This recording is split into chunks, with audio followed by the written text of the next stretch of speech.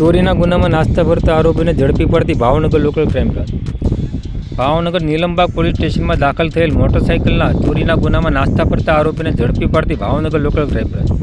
તારીખ 6/12/2024ના રોજ ભાવનગર એલસીબી સ્ટાફના માણસો નાસ્તા ભરતા આરોપીને પકડવા માટે ભાવનગર તળાજા પોલીસ સ્ટેશન વિસ્તારમાં પેટ્રોલિંગમાં હતા. તે દરમિયાન બાતમી મળી કે ભાવનગર નીલમબાગ પોલીસ સ્ટેશનમાં દાખલ થયેલ ચોરીના ગુનામાં નાસ્તા ભરતા આરોપી વિપુલભાઈ ભૂપતભાઈ ઉર્ફે ટેમાભાઈ બારિયા રહે સરતાનપર તાલુકો તળાજા જિલ્લો ભાવનગરવાળો સફેદ કલરનો શર્ટ અને બ્લુ કલરનું જીન્સનું પેન્ટ પહેરીને તળાજા કોર્ટની સામે ઉભેલ છે.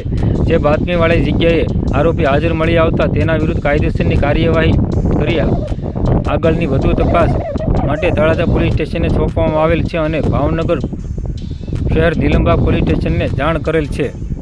આ કામગીરીમાં પોલીસ ઇન્સ્પેક્ટર AR વાળાના માર્ગદર્શન હેઠળ police sub inspector PB Jebaliya તથા એલસીબી સ્ટાફના અરવિંદભાઈ બારિયા, મહેન્દ્રસિંહ સરવૈયા અને તરુણભાઈ નાંદવા અને પ્રવીણભાઈ ગલચર જોડાયા હતા.